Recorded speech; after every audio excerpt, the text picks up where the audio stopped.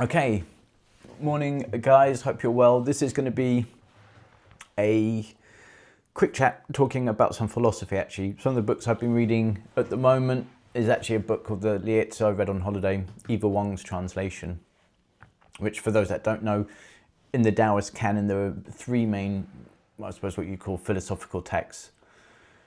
First one is the Tao Te Ching, the Lao Tzu, referred to Lao Tzu because there's association with the character and the original writer, although there were subsequent writers who added chapters to it later on.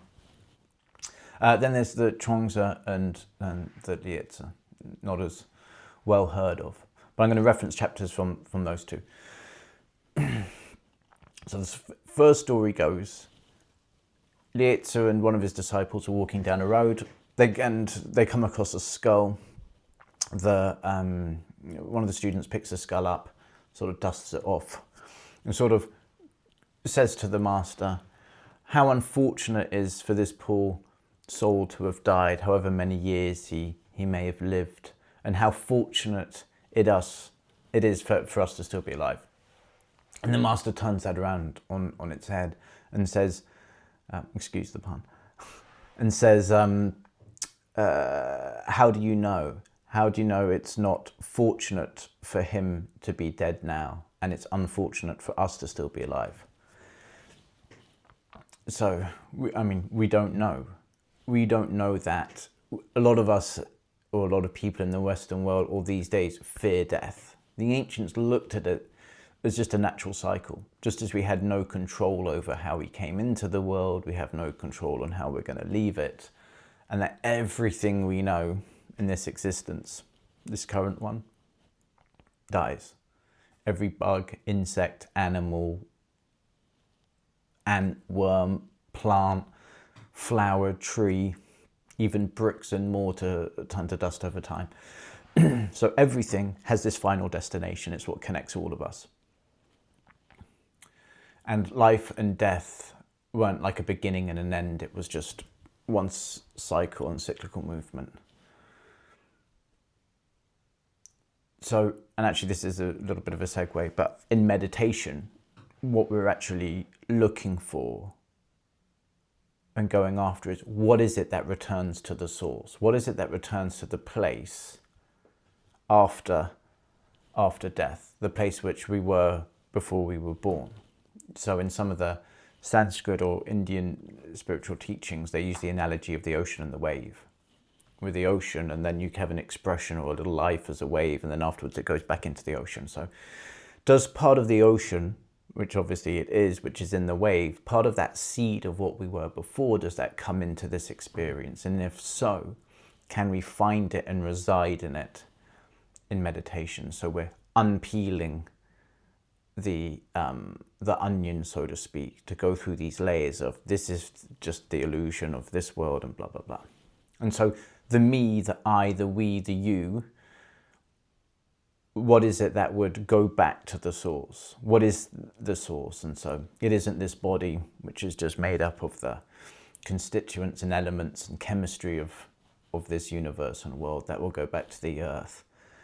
And the mind, the conditioned patterns of behavior, and this illusory me, the entity controlling me, you, I, that probably doesn't go back to the source.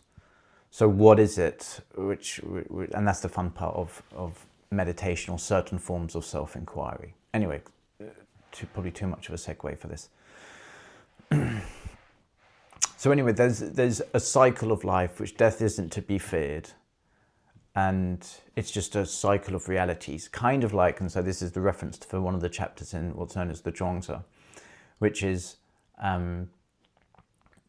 sort of paraphrasing it. Zhuangzi character has a dream that he's a butterfly flying around, and on waking from that dream, he ponders, am I Zhuangzi who dreamed of being a butterfly, or am I a butterfly now dreaming that I'm Zhuangzi?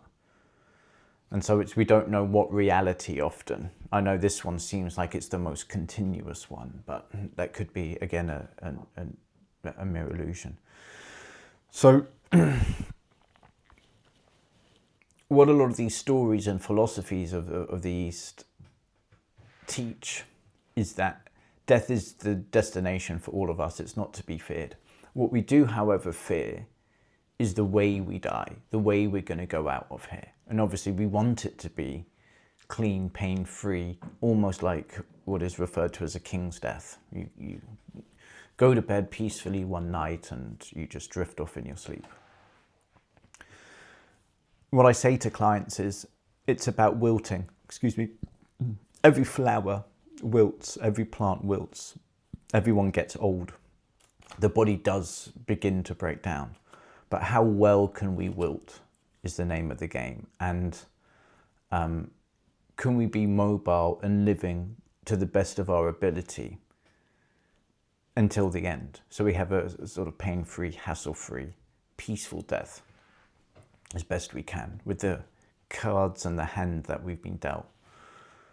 And what that often means is the lifestyle choices that we start to percolate into the system as early on as we can is going to go a long way to do that. And they're relatively simple, effective and efficient things like quality of sleep, quality of food, quality of movement, quality of breathing, all of these fundamental basics, hydration, thinking patterns, not getting too stressed, blah, blah, blah. All these things, it sounds like quite a lot, but we pretty much do these activities most days. It's just being able to tweak them enough that they're going to keep us in the game longer. And often these things with clients start to become a bit more apparent, I don't know, depending on the individual, from like 40 onwards or 50 onwards. Whenever you start to notice, you know what, I'm a bit more tired than I usually was, or I can't manage the booze or certain foods as best as I can do.